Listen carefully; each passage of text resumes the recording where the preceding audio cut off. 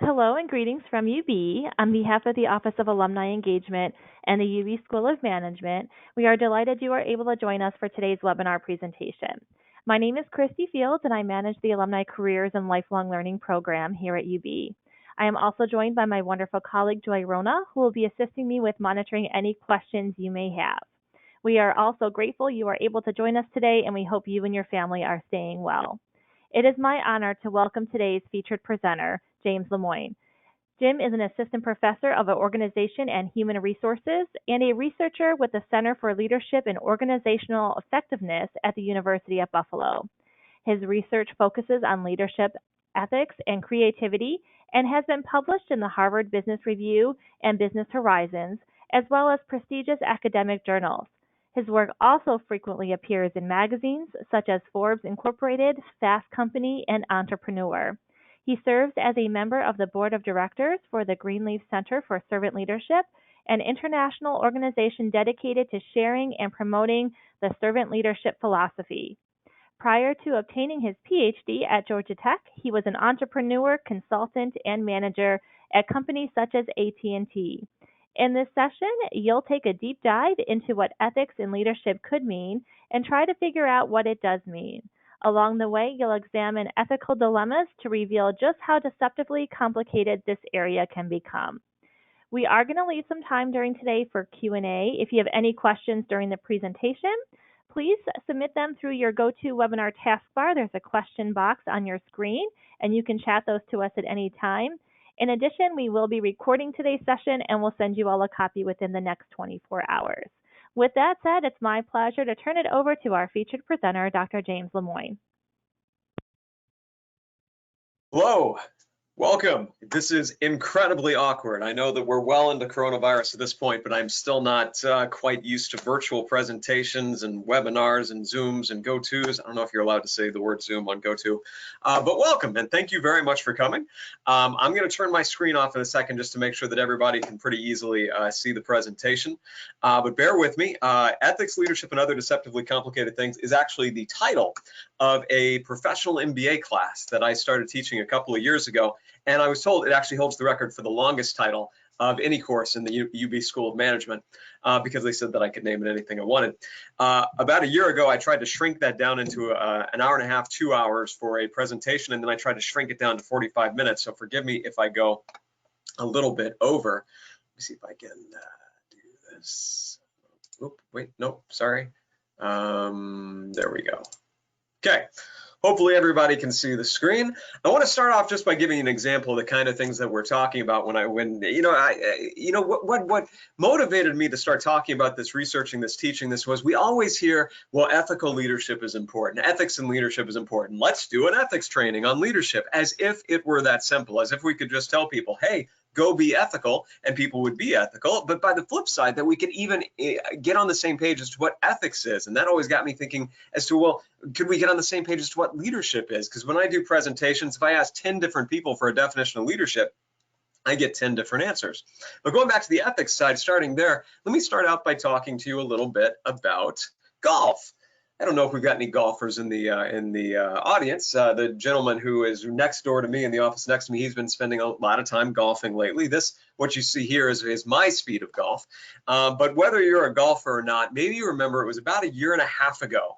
In 2018 on Thanksgiving, there was a big, highly publicized match between Tiger Woods and Phil Mickelson. The match of the Masters was called a lot of hype around it. The prize was $9 million. Whichever one of these guys won just after a round of golf, they walked away with $9 million. This is a picture of Phil Mickelson with $9 million. Hard for me to kind of wrap my mind around. And, I'm not a golfer, like I said, but I saw a lot of articles about this. And what fascinated me was that I saw a lot of articles in business magazines and business publications saying, Phil Mickelson has a moral obligation to do certain things with this money. And Christy, we're going to try to do a little bit of audience participation here. Christy, if you could put the first poll up. I read an article that said that the only moral thing that Phil Mickelson could do was to give the money to charity. I read another one that responded to that. It said, $9 million for a round of golf, the only moral thing to do is give it to charity. A response to that article said, no. If you really want to do the ethical thing with that money, he's got to take that $9 million and he's got to invest it into promising new companies. That's the only really moral thing to do because you're growing the economy. You're helping more people that way. And then there was a response to both of those articles that said, well, no, it's whatever he wants. That's the moral thing to do. It's his money. He earned it. So we should have a poll up really quick. If you could just select one really quick, you're going to see a few polls throughout this, and all your responses are completely anonymous. So feel free to be very honest, even if you're saying something that you're not sure everybody would agree with. And let us know how you feel, and we'll just see what's the take of the room. How do you guys feel? Christy, do we have results yet? We sure do, Jim. So we have about 75% say whatever he wants, 23% give the money to charity, and right now we're about 8% invest in promising new companies. Okay, so most of you are like, and that's where I was. I said, most of you, whatever he wants, it's his money, he's won it. But I can see that we've got a little bit of variance in here, and part of this presentation is really, I can't give you solid answers. Leadership ethics, this is hard. 45 minutes, how much can we do? So my goal here is not necessarily to give you, here's the concrete answer, but it's more to just introduce you to some new ways of thinking. And that's a really good example. Here's another one more business focused, and this is one I use in class a lot. Let's say you were the manager of a company that had the opportunity to start selling tobacco products, cigarettes, cigars, whatever, in developing countries, third world, moving in for the very first time. Would you do it? Do you consider that ethical or legal? And some of the responses I get from my students would be, well, yeah, it's perfectly legal. Many other companies do it. It's very profitable. Why wouldn't I do it? Something that other students say, well, yeah, smoking's a choice people make of their own free will. It's not up to me to tell them what they can or can't do. So why not make money off the ones who decide that they can? Some other people say, well, no, that wouldn't be moral because that creates a health risk. I wouldn't want to be responsible for that. And some other people say, no, because it could cause children to start smoking. And you can see that all four, you probably agree with one or two of those, all four have got their own rationales behind them. For all four, people are able to justify to themselves, here's why I think this is the moral thing to do. So when it comes to questions of ethics, just the same as questions of leadership, and this is one of my favorite quotes, the trouble with life isn't that there's no answer, it's just that there's so many answers. So the point of this brief presentation is just to kind of introduce you to the ways people get to some of these, help you wrap your minds around them. Hopefully it'll help you to understand some other people in the workplace around you, maybe even your family members or friends that you know. Ethical leadership is a phrase that is very hot right now. Actually, I was talking to a friend of mine who's the senior editor at the Harvard Business Review, and he says, boy, that's the hottest thing in the world right now. Everybody wants to write about it. Everyone wants to talk about it. But as we were talking about it, we agreed nobody really knows what it is. Because if you just say, well, ethical leadership, that's simple. You do the right thing, you don't do the wrong thing. Well, what is the right thing? What is the wrong thing? That's where I think we don't spend enough time, either as researchers, as professors, as writers, but more importantly in organizations. Do you think the same things are right that your employer does? Do your employees think the same things are right and wrong that you do? Because as it turns out, usually we're being pulled in a whole bunch of different directions, and there's reasons for that tied to our psychology, which what I'm about to say is not going to have anything to do with business, but we'll be able to tie it back in. If you will, humor me, please. I wish you could see the smile on my face right now. With a purely hypothetical situation. Think this through if you don't mind. Imagine that it's 2018. And there's a respected member of the U.S. political judicial community, got a reputation. He's brilliant. He's a bit partisan. And he's been nominated for, let's just call it, hypothetically, a really important government position where he could have an impact on lots of laws and lots of people, maybe something, well, anyway. The person looks like a shoo-in to get that position until a woman from his past comes forward with allegations of abuse, that he did horrible things to her years ago. The woman has a very compelling story, but she can provide two pieces of evidence, many notes from conversations with her therapists in which she discusses it, albeit vaguely, to be honest, and her own testimony. It's a very compelling story, but she struggles to offer specific details. Now, if these allegations are true, then you could make a very easy argument that this gentleman does not deserve to be in this, or should not cannot be in this important government position where he could have an impact on so many people. Now, just based on that, based on what I just told you, just think it through in this purely hypothetical scenario. What do you think? What are you thinking? Are you thinking this person is guilty or innocent? Are you thinking this person should have the position or they shouldn't? In my class, in my discussions, we can usually have a discussion of this hypothetical scenario, and it doesn't last long until someone says, well, come on, Jim, this isn't hypothetical. Why are you having us talk this way? I say, no, it is hypothetical. Think it through. Then fine, okay, in 2018. So obviously this is not a hypothetical situation. You know who I'm talking about, right? And then they'll say something like, Brett Kavanaugh? I'm like, no. I'm talking about Keith Ellison, the co-chair of the Democratic Party. What I just described was Keith Ellison, the co-chair of the Democratic Party. And then I asked them, does that change your mind? And I see a lot of people look really uncomfortable. When the facts were kind of the same, but some people who thought Brett Kavanaugh, when they thought I was talking about Brett Kavanaugh, they said he's guilty. Well, they don't want to find Keith Ellison guilty, or the vice versa. Some people said, well, Brett Kavanaugh is innocent. Oh, but that Democrat, he's certainly guilty. You see what I'm getting at? There's a point here. If you changed your mind when I took that question mark off of his face, then that indicates that some of your moral intuition is driving things more than your actual moral judgment. I know as a business professor, I'm not supposed to get into politics and stuff like that. And don't worry, I'm being balanced here. But it's a really great example of this. And going back to the Kavanaugh case, did you know that 76% of Democrats are certain that Kavanaugh was guilty, while 76% of Republicans are certain Kavanaugh was innocent? Now, here's what bothers me as someone who studies ethics. Those numbers are identical to the percent of each party who supported him before the nomination ever came out, before the allegation rather came out. So think about this. You either liked him or you didn't like him. Some evidence of wrongdoing came out, and it really looks from these numbers like whether you thought he was guilty or innocent had a lot less to do with the evidence and more to do with whether you liked him or not in the first place. That's not a good way to come up with objective moral judgments. And, just 2 weeks ago, I saw a poll about a very similar poll about Democrats and Republicans and how they felt about the presumptive Democratic presidential nominee, Joe Biden. And guess what I saw? 70% of Democrats currently believe Joe Biden is innocent. 73% of Republicans currently believe Joe Biden is guilty. Now, I'm not casting my own lot as to whether either of them is guilty or innocent. But what I'm saying is, isn't that curious? Isn't that curious that the people who would benefit from him being guilty or innocent feel that he is guilty or innocent in that way?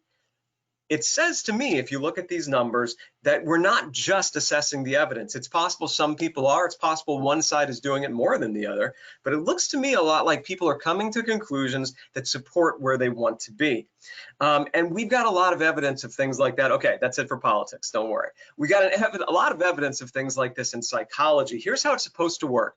You witness a morally questionable triggering event. Maybe it's something at work. Maybe it's something with your family. Maybe it's something on TV. You're supposed to have a moral judgment. Okay, is that right or wrong? And you make a moral decision based on that. Pretty simple, right? We find, especially at work, this is not always how it works. Instead, what happens is there's a morally questionable triggering event, and we compare it with what we want to be right. We compare it with what would benefit our cause the most for it to be right. We compare it with what we'd prefer to be right. And we use that for a moral judgment of the event.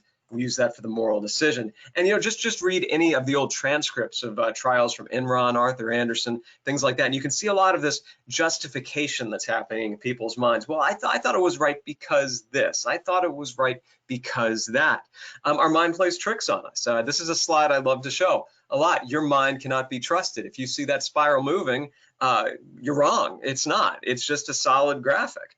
So how do we get to the point where we're judging things right? Well, the first step is just to acknowledge that we have these biases in everything we see, where instead of immediately thinking, is this really right or wrong, we think to ourselves, well, what subconsciously, how could we benefit from this? And we can still come to very, very different resolutions in this. And the classic example of this, of course, is the trolley car exercise. And I'm going to run you through a couple of these just as a thought experiment. And we'll have a poll coming up on the first one. If you haven't ever been through one of these before, boy, are you in for some fun. I always tell my students that at some point in the future, I'm going to go a little bit insane. just from all these classes, UB webinars. They'll drive you crazy. I'm going to fall into a vat of radioactive acid, and it's going to bleach my skin white and my hair green, and I'm going to have big red lips, and I'm going to spend the rest of my life devising painful moral scenarios for my former students. And in the first one, there's a trolley car, out of control, empty, running down a railroad track to which I have tied 5 individuals. So in a few seconds, that trolley car is going to kill those 5 people you see right there. You're locked in a small room with nothing but a lever. If you push the lever, it will redirect the trolley car onto a different track where I've tied a different person. So basically, the question is this: if you pull the lever, you are murdering that other person, but you will save 5 lives.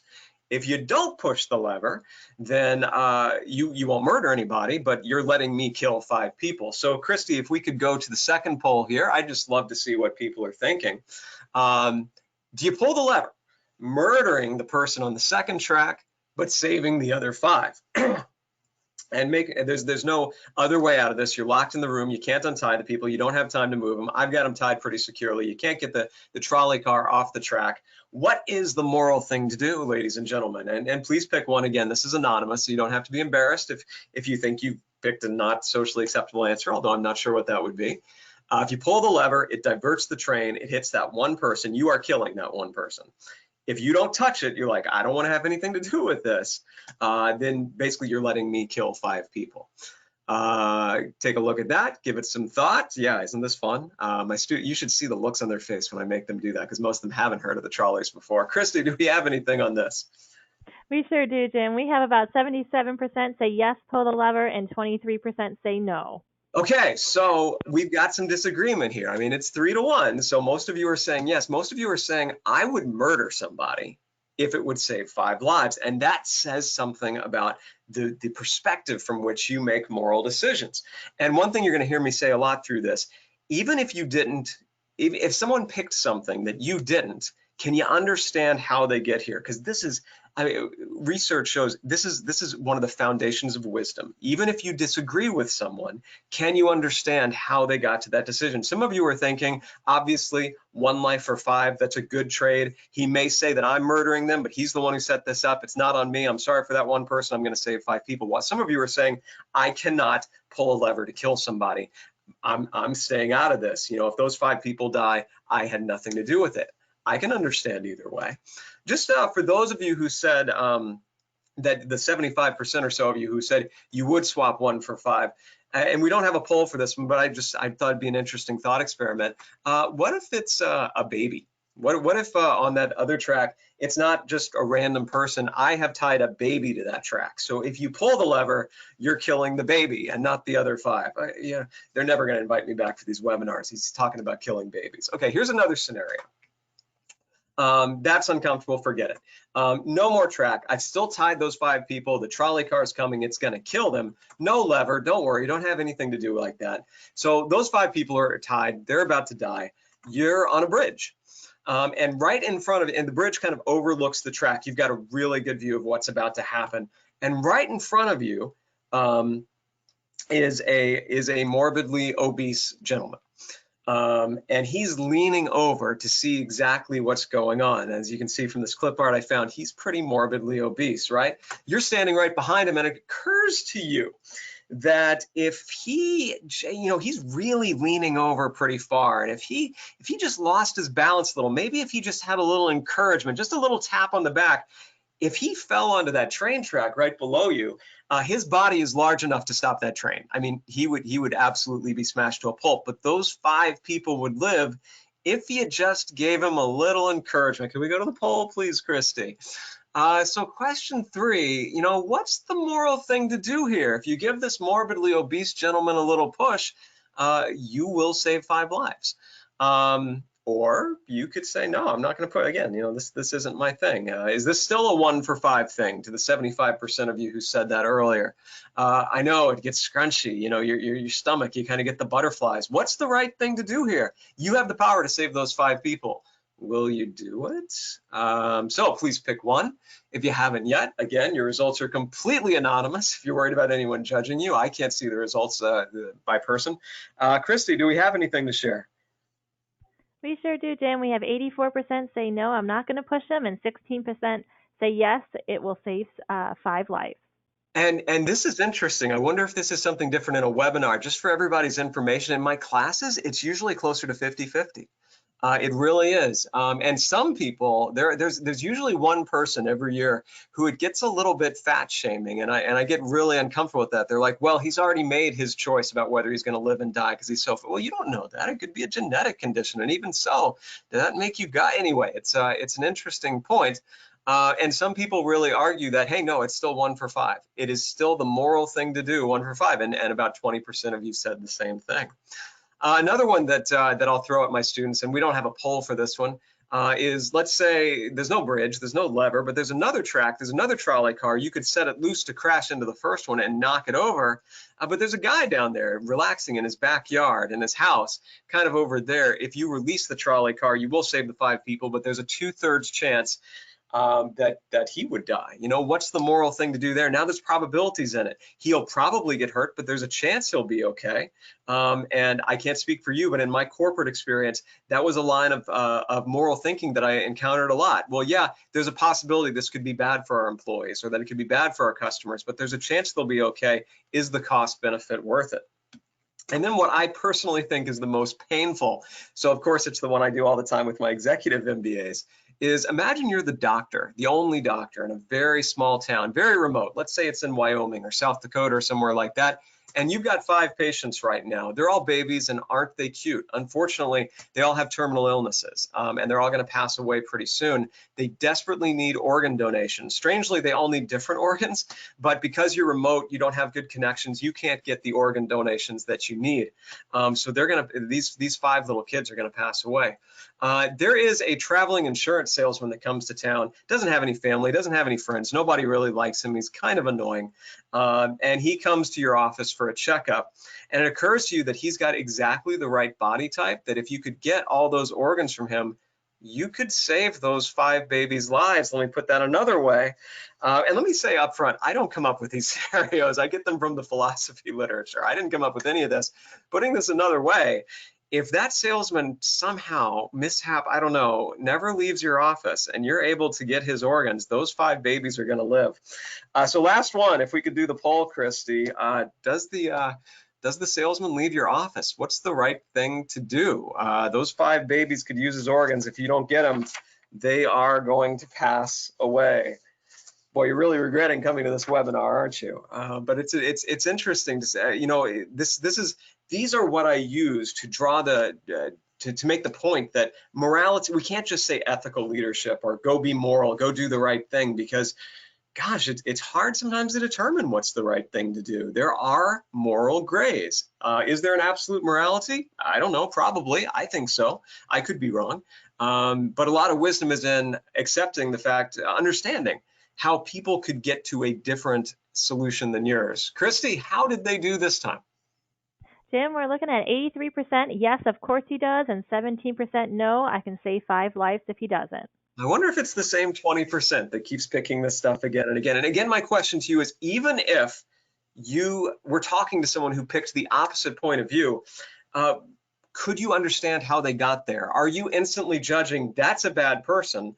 Or are you understanding the logic that's going through, okay, I can see the chain of thought, even if I disagree with it, that got them to, this is why I think this is the right thing to do. Okay, enough with those. That's more than enough for those. Let me share a meme with you that you've probably seen on Facebook, Instagram, social media, Twitter, stuff like that.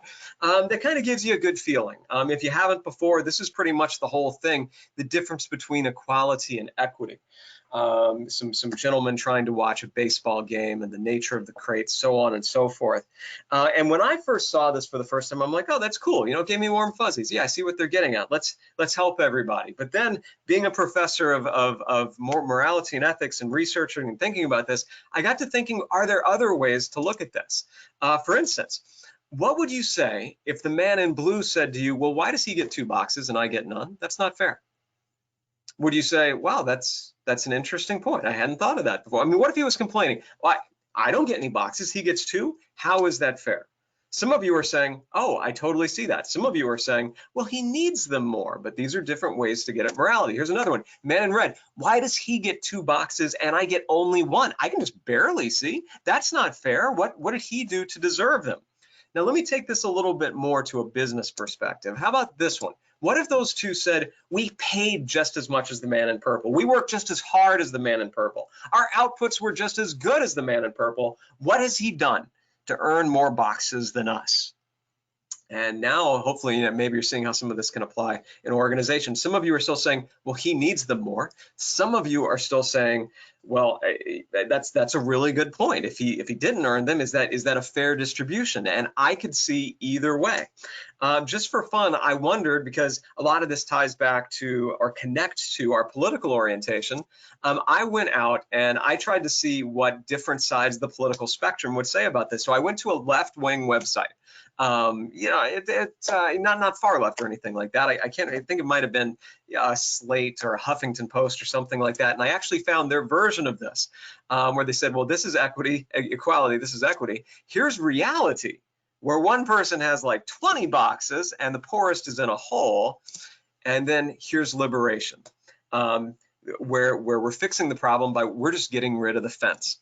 For the progressive, ethics tends to mean, and there's research behind this, that we should let everyone see. To do otherwise would be inhumane and caring. And I put that care harm in the box right there because for some people, that's how we judge morality. What are the outcomes for people? Who is being helped versus who's being hurt? Do we have the best ratio? And that's something that progressives tend to look at a lot. Now, for fun, I said, okay, I've got the left wing side. Let's see what the right wingers say. So I went to a right wing website. I don't remember. I think it might have been the Weekly Standard. And here's what I found there. True equality, see equality, equity. And then capitalism, if you can't read that text, it says pay for your tickets, freeloaders. They didn't get rid of the fence. They said that the moral thing to do is to build the fence higher so they can't see. Some of you are nodding. Some of you are looking at with horror at this. Here's why. For the conservative, ethics tends to mean that people can get what they deserve. To do otherwise would cheat the hard workers. The argument here is that all those people in the stands had to pay for their tickets. You didn't pay. Why are you getting that unfair advantage? That's cheating the people who had to work harder to get that. And to the conservative, now we're looking at fairness and cheating and authority subversion. Basically, again, you probably align more with either the left or the right. I'm not asking you to change your mind. I'm asking you, do you understand, even if you disagree with it, why somebody could get to a different decision? There's a fantastic book called The Righteous Mind, Why Good People Are Divided by Politics and Religion by a professor at NYU called Jonathan Haidt, where he found that there are really 6 things that we could use to judge whether something is moral or not. And now you can see how some of these really apply to businesses and organizations and leadership. What makes something right or wrong? Is it because of the care it does versus the harm it does? Is it because you think it's fair versus cheating? You remember that's where the conservatives were earlier. Liberty and oppression, is freedom really the important thing? You're seeing a lot of that in the news with COVID lately. Authority versus subversion, loyalty versus betrayal, and then sanctity. People get confused by that one. That really means 2 things. One, there are certain sacred rules about what you can and can't do, like being quiet in the library or being respectful in a house of religion, and also sanctity about your body, keeping it pure. Sometimes this gets into drugs, sometimes this gets into sexuality. Taking a look at those 6, and if we could go to the final poll, please, Christy, just to see where the audience is. If you had to pick one of these, and we can only fit 5 because that's what this platform does. If you can only pick one of these, which one of these is the most important thing to you in terms of morality? If you had to judge the rightness or wrongness of an action based on just one of these, well, which one would it be? And pick one. And while you're voting, I'll tell you that the more leftist you are, the more democratic, liberal you are, the more care versus harm just overwhelms all of the others.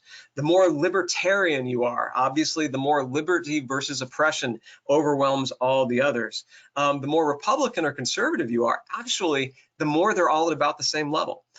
So it's not that conservatives don't care about care and harm or liberty and oppression, but it's that in general, all of them tend to be weighted about the same. Whereas for the other end of the spectrum, the Democrats, it's all about care, harm, and everything else. Well, it's of some importance. It's nowhere near as important as what's helping more people versus what's harming more people. Christy, do we have votes? We sure do, Jim.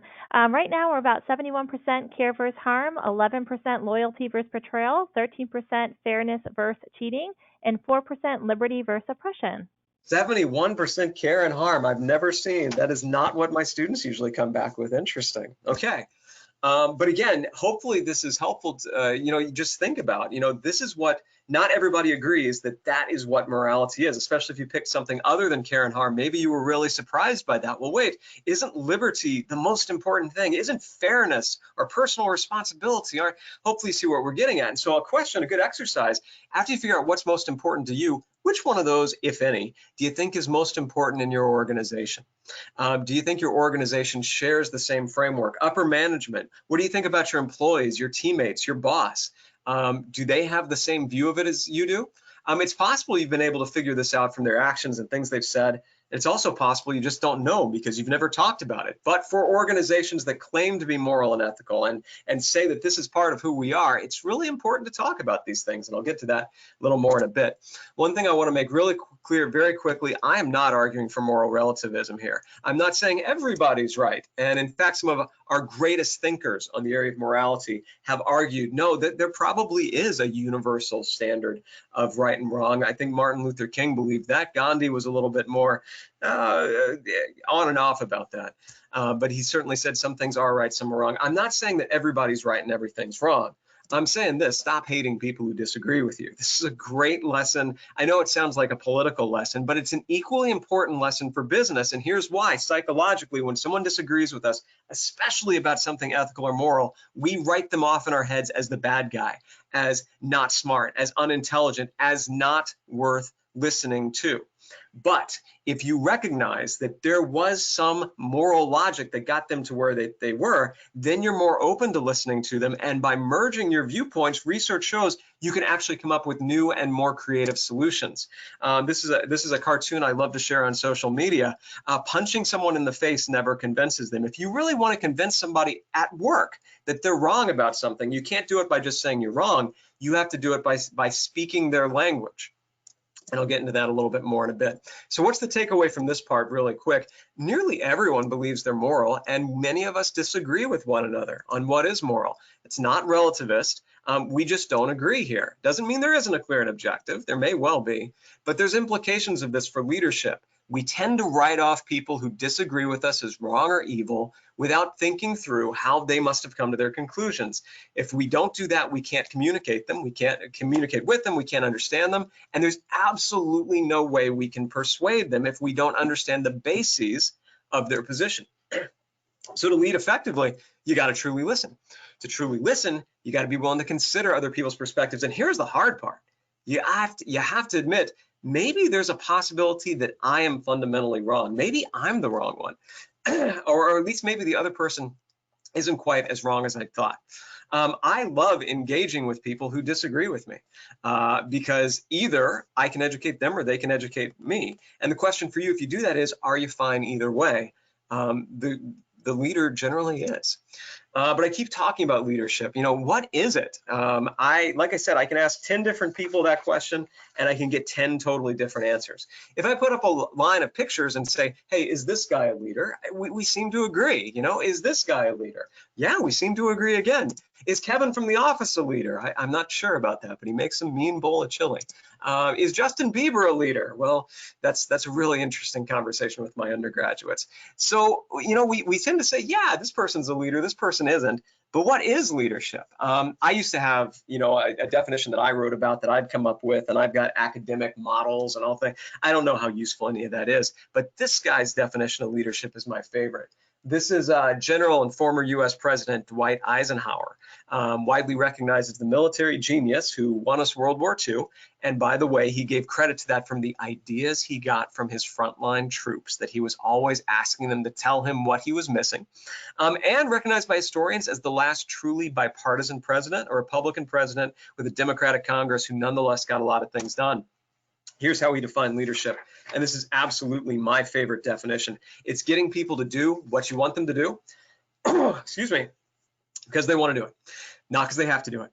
not because they want to look good, not because they want a reward, not because they want a promotion, not because they want to suck up, not because they could get fired, not because they could lose their job, not because they could lose their post, not because they could lose their status, not because they want to show off. Getting people to do what you want them to do because they genuinely want to do it, because they see the value in it, because they see why it should be done, or maybe because they see how it benefits them, their teammates, long-term, short-term, the world. But I want to do this. That's leadership. How many leaders have you had like that? I've had two. I've had a couple. Maybe you can think of a coach. Coaches are often really good at this, at tapping this. Military leaders are often great. But that's my favorite definition. They're doing it not because they have to do it, but because they want to do it. They're prioritizing collective organizational goals. How do we get people to do that? Well, obviously, there's not just one answer to the question. Otherwise, leadership classes would be a lot simpler. But I'm a researcher. There are literally hundreds of peer-reviewed, published studies, thousands of employees worldwide. I've done them, colleagues have done them, people I don't know, hundreds. I published a review not long ago going over 300 of these peer-reviewed, replicated studies. And one of the main points they find, leaders are meaningfully more effective at this when their followers believe they lead morally. That's the importance of this. Well, it's not the only importance, but here's an importance for you. When followers believe that you are leading from a moral perspective that they can buy into, you are more effective at influencing them, at getting them to do things because they want to do them, not because they have to. So even if you don't think morality is that important, you just want to make more money. Well, morality is a powerful tool towards making more money. Of course, now we're right back to where we started. Okay, so we want them to see us as morals, but right and wrong, how do we make moral decisions at work? And there's half a semester where, well, there's more than that. There's a lifetime worth of material on this. So let me give you one really simple way that's relevant with current events that it's really coming down to, that you can keep in mind. This is a picture of some of the leaders from the Business Roundtable. Now, you may or may not be familiar with this group, but you probably see some familiar faces in that group. This is a group of about 300 of the CEOs of some of the world's largest and most successful corporations. And on August 19th, 2019, a day I will never forget, seeing this pop up in my newsfeed and saying to myself, oh my goodness, what the hell? I never thought I would see anything like this. They released a statement on the purpose of a corporation, and I'm giving you the high-level summary here, in which they said, I'll summarize it, that the purpose of a corporation in the 21st century could no longer be just to make money. We have to do good things. And now you can see where we're getting into morality. Some said they went too far. Some say they didn't go far enough. But you can see here, they're saying that the purpose of a corporation is not just to make money anymore. It's actually to do these 5 things. It's to deliver, and these weren't in any particular order. They're not in any order of priority, but take a look. They say corporations must deliver value to customers, invest in employees, deal fairly and ethically with suppliers, support the communities in which we work, and generate long-term value for shareholders. And I just ask you to think about that. That is a truly remarkable statement. That for at least the 49 years prior to 2019 was just completely discordant with everything we knew about what businesses were. How many businesses do you think do this? Really prioritize all 5 of these things, or how many businesses really only focus on the last one, if we're going to be honest with each other? This gets back to a key question that's been around for a long time. What do you think is the purpose of a business? Remember how I said for at least 49 years, this wasn't the way? Well, here's the thing. If you'd asked somebody in the 50s, 60s, a business leader, if you'd asked a Rockefeller or a Ford, what is the purpose of a business? They probably would have said something along the lines of creating value for customers, or solving a problem, providing a needed service, employing people. They would have said something like that. That changed in 1970 due to the efforts of an absolutely brilliant economist named Milton Friedman, who had really strong opinions about businesses' social roles and their corporate social responsibility. This is an awesome quote I'm putting up in front of you, right from an essay he released in 1970. Few trends could so thoroughly undermine the foundations of our free society than that of businesses giving to charity, basically. He argued, and again, if you agree or disagree, I don't care. Just see if you can follow the logic. He argued it was unethical for businesses to give money to charity. Why? Because he said, well, a business is set up, it's invested into by shareholders, right? The shareholders own the company, they're putting money in to make more money. Now, he argued that if a manager takes money out of that pool to give to some charity they like, you're basically stealing from the shareholders. They entrusted you with that to make more money. You're taking it away, putting it to another purpose. That's stealing. That's unethical. Now, I don't know about you. I'm not sure I agree with that, but I can certainly understand why he got there. Anyway, that essay in 1970, enormously influential, and ever since then, this is pretty much how businesses have been led. In fact, a study about 10 years ago found that about 70% of businesses have run with this model. And this was a study of the Fortune 1000, by the way, where businesses, resources, and performance, we're focused on shareholder profit. That's what we do. The other 30% had a model that looked a little bit more like this. Now you see the arrow to shareholder profit's still there, but they're also prioritizing taking care of their employees, their communities, doing the right thing, environment, diversity, taking care of customers. And there was actually a huge study trying to figure out, well, what are the outcomes of these two different business models? Which way should we be going? The Business Roundtable basically said we should be going this way. And if you're thinking, yeah, let's see them do it. Let's see them put their money where their mouth is. Well, yeah, the jury's still out. Let's see what they do on that. It hasn't been that long, but that's what they're advising. Is that a good idea? Before I get into that, one point I'd like to make is this goes beyond what we usually talk about in businesses when we talk about ethical leadership. Because usually when we talk about ethical leadership, at least from my experience in the corporate world, we're talking more about compliance. We're talking about making sure we don't get sued. We're talking about not harassing anybody. We're talking about fair employment practices. We're talking about just following the norms. That is a picture of the norms. That's my 80s humor for the day. Doing what is expected of us, following the law. This is good. I mean, none of that is bad. I would argue that that's kind of a baseline, that's a starting point for morality, but you could go higher than that. How high do you want to go? This obviously goes beyond just not harassing, not discriminating, not breaking the law. This is saying, no, we're going to do more than we have to do in taking care of our employees, taking care of our customers, taking care of our communities. Remember that study I talked to you about a little just a second ago about the Fortune 1000? They actually found in this study that the 30% or so of businesses that use this model actually made more money than the businesses that focused on money alone, which may seem like a counterintuitive conclusion to some, but it was because this is the full model. They found that when you take care of your employees, they reciprocate with harder work, more effort, lower turnover. When you take care of your communities, they reciprocate by supporting you, both in the regulatory arena and in the simple marketing arena. Same thing for customers. Basically, the research funds replicated quantitative research that the businesses that focus a little less on profit actually make more profit because of the other things they focus on. So leadership with a moral perspective, I mean, here's some big takeaways. It is more effective at motivating followers and driving performance than amoral or immoral leadership. We've studied this so much. We know this is true. If you can incorporate some kind of moral perspective into your leadership that your followers buy into, you're probably going to do better. The stakeholder perspective, and there's so many ways you could do this. I've got 45 minutes. I'm only giving you one. This is one that seems to be particularly powerful. That's the why I'm choosing this one. This idea that a business or organization exists to serve many stakeholders, not instead of profit, but in addition to profit. One of my favorite thinkers on this issue, a guy named Robert Greenleaf, he once wrote that if a business is not making money today because they're serving lots of stakeholders, they won't be around tomorrow to serve any other stakeholders. So you can't forget that. But there's a lot of research evidence that this is perhaps the most powerful moral approach to leadership. Doesn't just mean giving money away. It means talking to teammates about how what the organization does makes the world a little bit better. One of my favorite examples of this, I was giving a speech here in Buffalo a few years ago, back when we were allowed to do that with lots of people in the room. And there were representatives from a couple of different banks in the room. And I was talking about this, and one bank guy raised his hand and he said, this isn't who we are. I mean, I don't know if we really make the world any better. We make money. That's what we're here for. We're a for-profit bank. And someone from another bank who offered exactly the same products and services, did exactly the same things, raised their hand a few minutes later and says, well, of course we're making the world a little bit better in some small way. We're helping people afford their dreams. We're helping people buy their first house or retire in comfort or save for college.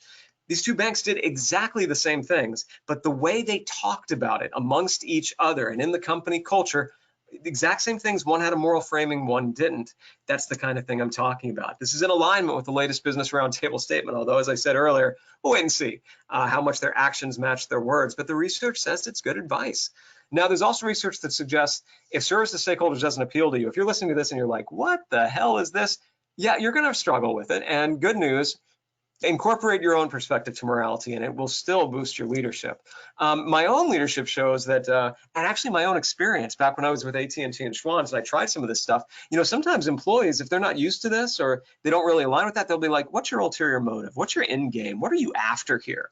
However, I've found that after 3 to 6 months, if you're consistent, if your actions match your words, they actually tend to come around. And it can actually change their whole approach to other orientation, their whole approach to teamwork, and some really neat things can happen. So a few more really quick takeaways from this and I'll wrap up. There is research suggesting you talk to your employees about here's what ethics mean to us. We all work with organizations, I believe, who claim to be ethical, who say we're an ethical company, we're a moral company, we're interested in doing the right thing. Here's the problem with that. You've got some employees who see what you do and it doesn't match their approach to ethics, so they think you're a hypocrite. And this happens all over the place. It happens in the university. You say you're moral, but you do this instead of doing this. They have a different interpretation of what morality is.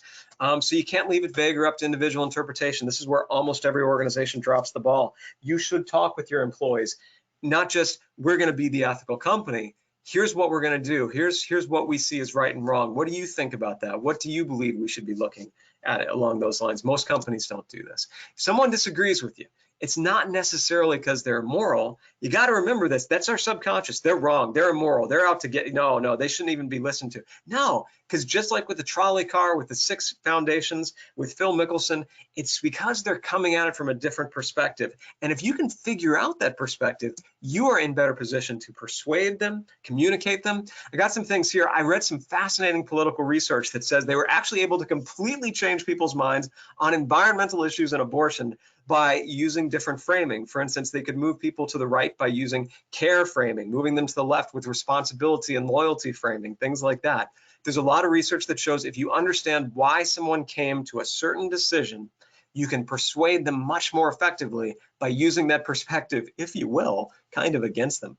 But overall, any approach to positive morality, not prioritizing yourself, the research shows if there's some moral framework that your employees see and you're not a hypocrite, that you're incorporating into what you say, what you do, the culture of your team, even if it's a small thing, it helps.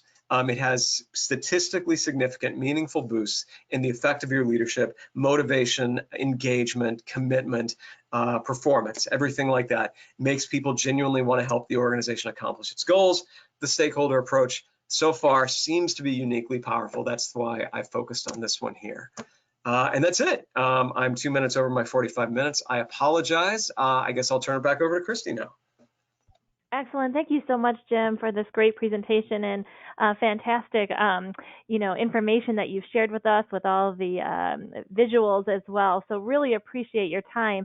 Some great questions that are coming in. And I will start with this first question, Jim. What can companies and hospitals do to improve their ethical leadership? Any thoughts there?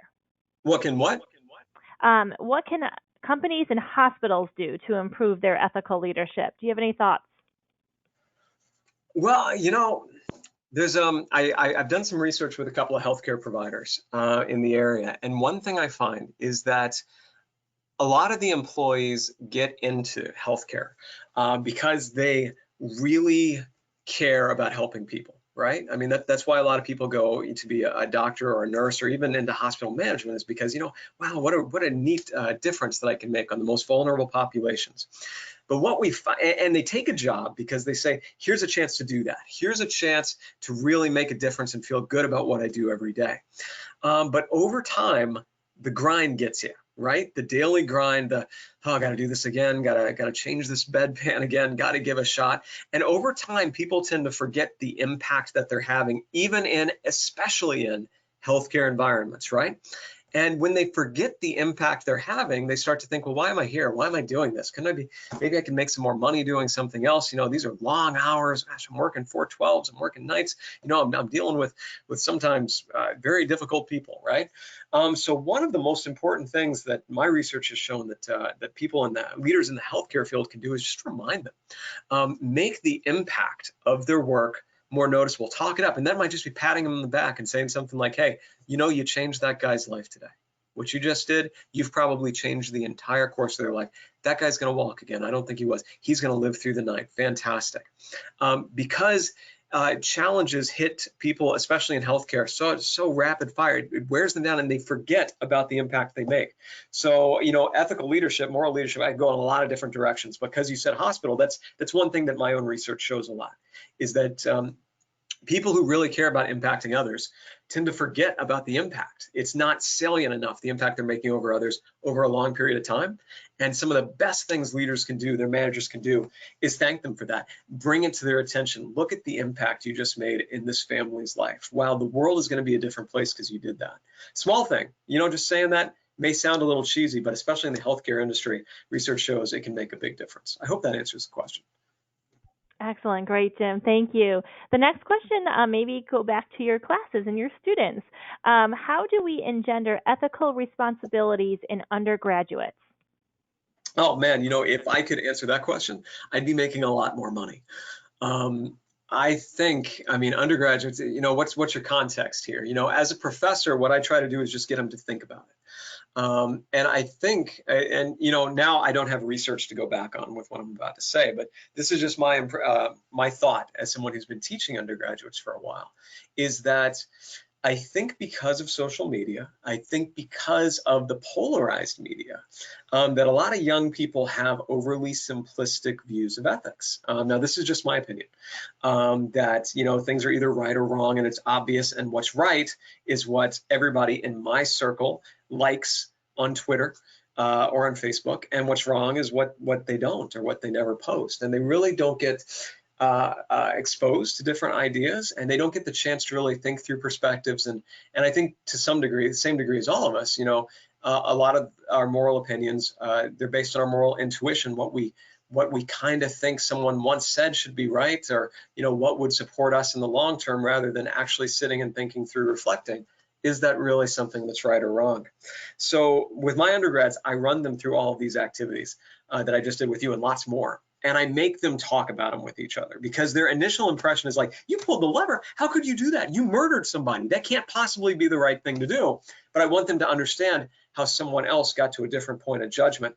It's called viewpoint diversity. It's a rarely discussed form of diversity, not to say that the others aren't enormously important, but this is one we don't talk enough about.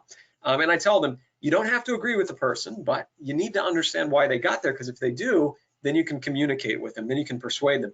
Now, these exercises, like I just did, although some of them are a little squishy, they're interesting. They're thought-provoking, at least I think they are. That's what I get from most people. So it gets people seriously thinking about what is right and what is wrong. I don't know. I've had good feedback. I've seen some good results working with students with that, just trying to get it. It's no good saying, go be ethical. Yeah, that's not going to do anything. That's honestly, that's the problem with a lot of diversity trainings. You can't cure racism by just telling people don't be racist. You've got to have them engage in things like perspective taking. That's a key point of morality, and that's kind of what all of this was around. Kind of a meandering answer, but boy, if you've got some great ideas, I'd love to hear them, because that's something that I struggle with as well. Excellent. Great, Jim. The next question, can you recommend any good books on leadership? Oh my goodness, can I recommend any good books? Hang on. I got tons. Oh boy. Let's see. You can't see me, but I'm still here. Let's see. I'm picking out a few of my favorites right now. Are you still there? Hope I didn't lose anything. We'll just go with these four. Here we go. All right. Sorry, I love visual aids. So one of the masterpieces is a book called Leadership by a guy named James McGregor Burns. Now, he's a political scientist, so it's more about national leadership, but there's so much you can take from this, and I cite this all the time in my business leadership stuff. To this point, everybody talking about leadership, and this was published in 1978, was talking about it just around, here are things leaders do to manage tasks. I mean, basically that was it, to coordinate, to reinforce goals. There was no people focus. There was nothing beyond that. And this guy, James McGregor Burns, really took it to another level. Let me reiterate, winner of the Pulitzer Prize. It's a pretty damn good book. One that I show a lot when I do presentations on moral leadership and servant leadership, which is my area. I talked about Bob Greenleaf earlier, Servant Leadership, A Journey into the Nature of Legitimate Power and Greatness. It's a collection of his essays. In 1970, the same year Milton Friedman came out with his argument that charity is bad. Here's the argument that charity was good, came out the same year. This was the basis of the servant leadership movement right here. It's dense, it's heavy, it's thick, it's philosophical, it's very thoughtful. It goes in a completely different direction than anybody else ever did. I'd say it's absolutely worth a read. And in the interest of time, I'll just plug this one. Inspiration for Servant Leaders. I bring this up because I wrote a couple of chapters for this book. I don't get any money from it, so don't think I'm like trying to profit off of anybody. It's published by the Greenleaf Center for Servant Leadership. They asked me to write a couple of chapters, and in it, actually in those chapters, I dive deep into a lot of the concepts from this webinar.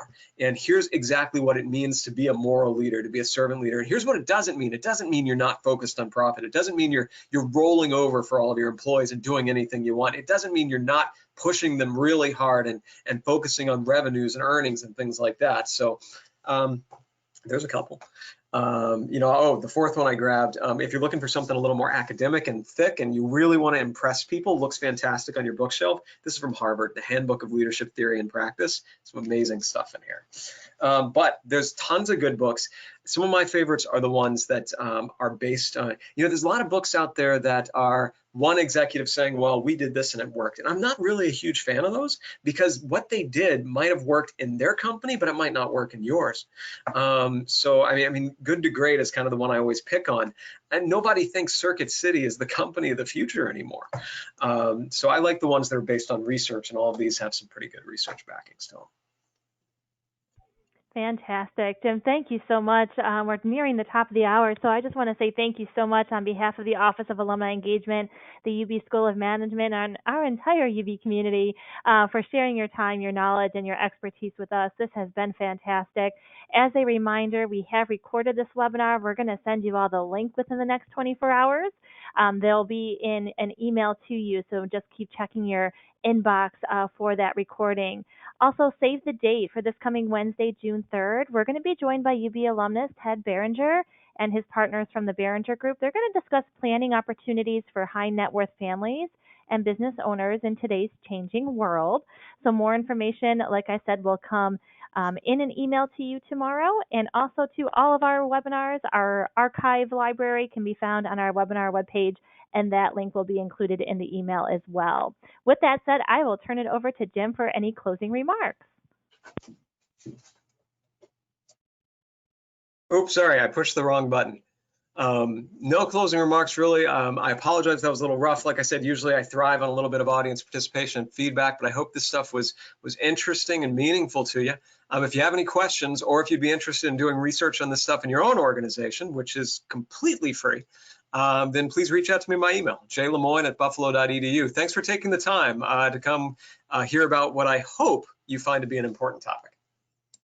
Jim, we've had some fantastic comments coming through, so a big thank you. I know you can't see everyone, but they are saying thank you. So we are very appreciative of your time. I hope everyone enjoys the rest of your day. Take care and stay well.